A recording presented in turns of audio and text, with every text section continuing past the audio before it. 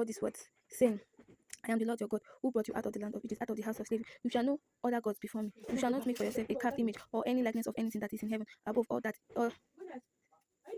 is in the earth beneath, all that is in the water under the earth. You shall not bow down to the name or serve them, for I, the Lord your God, am a jealous God, visiting the iniquity of the fathers on the children unto the third and fourth generation of those who hate me, but showing steadfast love to thousands of those who love me and keep my commandments. You shall not take the name of the Lord your God in vain, for the Lord will not hold him guiltless who takes his name in vain. Remember the Sabbath day to keep it holy. 6 days you shall labor and do all your work, but the seventh day is a Sabbath to the Lord your God. On it you shall not do any work, you or your sons, or your daughters, your male servants, or your female servants, or your livestock, or the sojourners who is within your gate. For in 6 days the Lord made heaven and earth, the sea and all that is in them, and rested on the seventh day. Therefore the Lord blessed the Sabbath day and made it holy. Honor your father and your mother, that your days may be long in the land that the Lord your God is giving you. You shall not murder, you shall not commit adultery.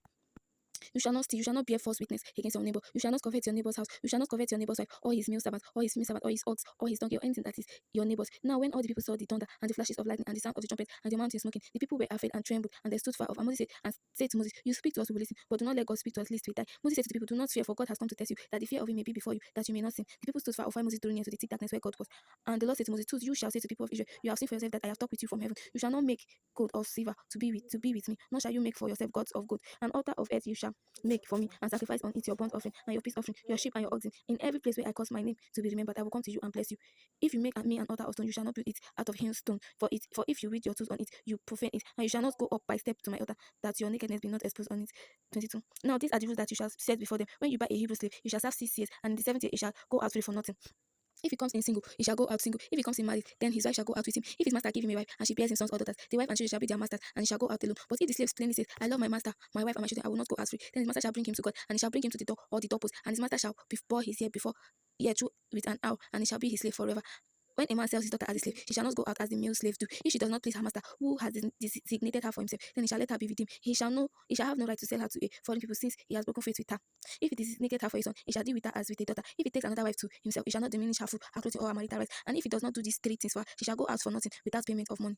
Whosoever strike a man so that he dies shall be put to death. But if he did not lie in wait for him, but God lets him fall into his hand, then I will appoint for you a place to which he may flee. But if a man willfully attack another to kill him by cunning, you shall take him from my altar, that he may die. Whoever strike his father or his mother shall be put to death. Whoever steals a man and sells him, and anyone found in possession of him shall be put to death.